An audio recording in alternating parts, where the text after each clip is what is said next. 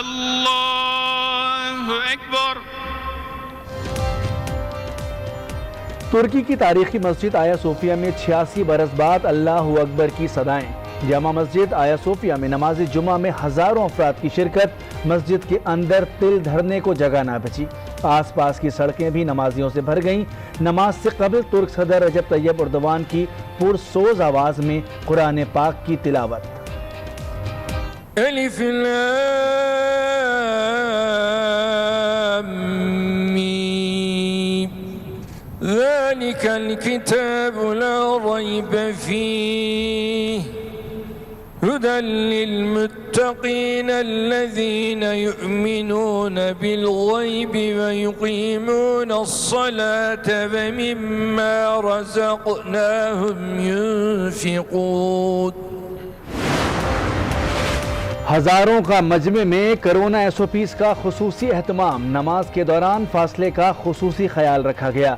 Check پوسٹوں پر نمازیوں کے temperature check کرنے کے بعد ماسک اور جائے نماز دیے گئے۔ نماز جمعہ میں پاکستانیوں کی بڑی تعداد بھی شریک ہوئی۔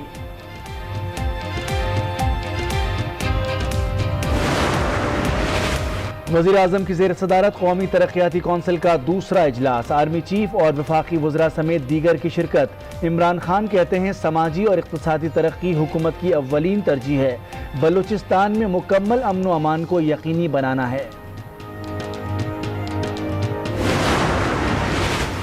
آرڈیننس کے ذریعے کلبھوشن کی سزا ختم نہیں ہوگی، بھارت سلامتی کونسل جا سکتا تھا، ہم نے اس کے ہاتھ کاٹ دیے۔ وفاقی وزیر قانون فروغ نسیم کا قومی اسمبلی میں اظہار خیال، اپوزیشن سے کہا حساس سیکیورٹی معاملے پر سیاست نہیں کرنی چاہیے، عالمی عدالت نے بھی کلبھوشن کی سزا ختم نہیں کی۔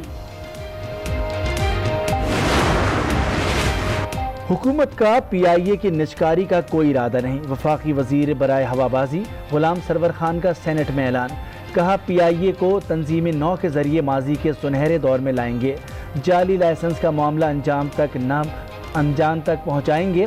لائسنس اتھارٹی کے 5 افسران معطل کیے ہیں، یورپی یونین نے 6 ماہ کے لیے پابندی لگائی، 2 ماہ میں اپیل کر سکتے ہیں۔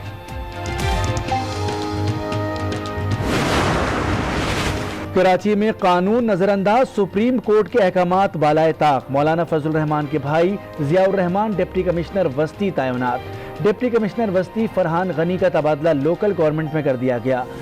ضیاء الرحمان اس سے پہلے خیبر پختونخوا میں تعینات تھے، سپریم کورٹ نے ڈیپوٹیشن پر تعیناتی پر پابندی عائد کر رکھی ہے۔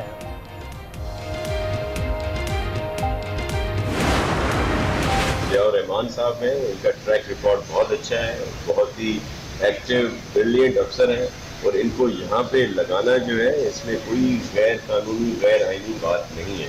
وہ کے پی میں بھی اچھی پوسٹنگز پہ رہے ہیں، پرفارم کر چکے ہیں، پھر پنجاب میں بھی وہ مختلف پوسٹنگز پہ رہے ہیں، ڈی سی او خوشاب بھی رہے تھے۔ مولانا فضل الرحمان کا بھائی ہونا کوئی جرم نہیں، وزیر اطلاعات سندھ ناصر حسین شاہ کی وضاحت، کہتے ہیں ضیاء الرحمان کی تعیناتی مکمل انتظامی معاملہ ہے، وہ ایک اچھے افسر ہیں، کمشنر افغان ریفیوجی اور ڈپٹی کمشنر ضلع خوشاب بھی رہ چکے ہیں، پی ایم ایس افسر کی تعیناتی کہیں بھی کی جا سکتی ہے۔ کراچی میں 1,92,128 نوکریاں ہیں سرکاری، اس میں سے 1 لاکھ سے زیادہ جعلی ڈومیسائل، اور یہ ساری جعلی ڈومیسائل یہ ڈپٹی کمشنرز اور ان کی آنکھ کے نیچے جو اسسٹنٹ کمشنر ہیں جو رشوت خوری کا بازار گرم کر رکھا ہے، یہ وہ کر رہا ہے۔ کراچی کی سرکاری نوکریاں غیر مقامی لوگوں کو دی گئیں، ایم کیو ایم رہنما خواجہ اظہار کی ضیاء الرحمان کی تعیناتی کی مذمت، کہا ہمیں افسر کی قابلیت پر اعتراض نہیں، شہر کے بچوں کو کچھ نہیں مل رہا، جعلی ڈومیسائل کے ذریعے نوکریاں دینے کا سلسلہ بند ہونا چاہیے۔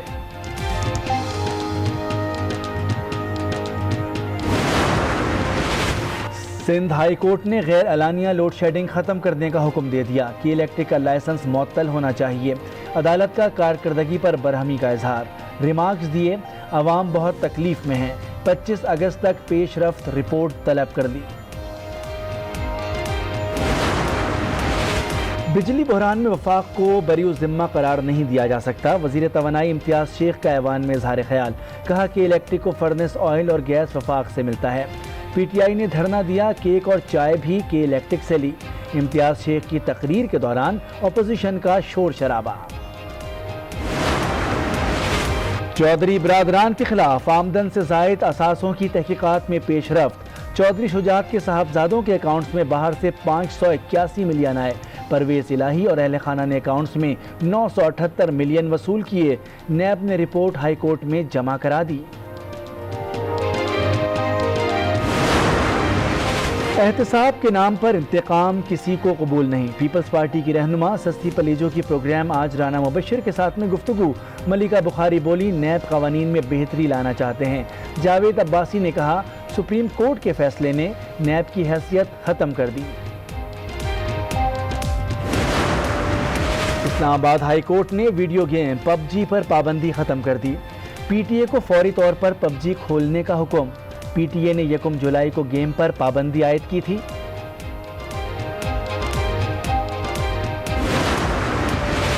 بھارت نے حملے کی کوشش کی تو ناقابل فراموش سبق سکھائیں گے، صدر آزاد کشمیر مسعود خان نے خبردار کر دیا۔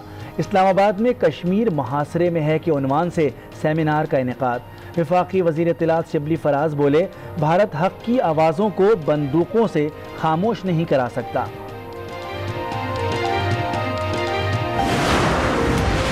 ملک میں کرونا کیسز میں بتدریج کمی آنے لگی۔ 24 گھنٹے میں 1209 افراد میں وائرس کی تشخیص، 54 افراد جان سے گئے، اموات 5763۔ کرونا وائرس سے متاثرہ 44,000 سے زائد افراد اب بھی زیر علاج۔ چمکتے سونے پر مہنگائی کا پانی چڑھ گیا۔ پاکستان میں پہلی بار 10 گرام سونے کی قیمت 1 لاکھ روپے سے زائد ہو گئی۔ 1 تولے کے نرخ 1,18,700 تک جا پہنچے۔ صرافہ بازار کی رونقیں ماند پڑ گئیں، سونار پیشہ بدلنے لگے۔ شوگر انکوائری کمیشن کی رپورٹ کالعدم ہوگی یا نہیں؟ اسلام آباد ہائی کورٹ نے انٹرا کورٹ اپیل پر فیصلہ محفوظ کر لیا۔ عدالت کا شوگر ملز ایسوسی ایشن کے وکیل مخدوم علی خان کو تحریری دلائل بدھ تک جمع کرانے کا حکم۔ وزیر اعظم کے احکامات اور وزیر اعلیٰ کے نوٹسز بیکار۔ لاہور میں چکی کا آٹا مزید 2 روپے مہنگا، 70 روپے فی کلو فروخت ہونے لگا۔ عوام کی چیخیں نکل گئیں، کہتے ہیں اب عوام سے 2 وقت کی روٹی بھی چھینی جا رہی ہے۔ حکومت آٹا تو سستا کر دے۔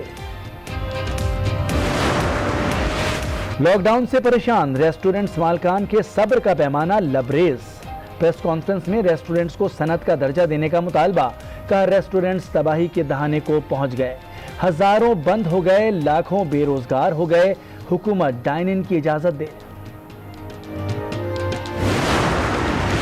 کراچی میں آج سے ایک بار پھر بادل برسنے کا امکان۔ محکمہ موسمیات کے مطابق 25 اور 26 جولائی کو بادل برسیں گے۔ شہر میں 25 سے 30 ملی میٹر تک بارش کا امکان۔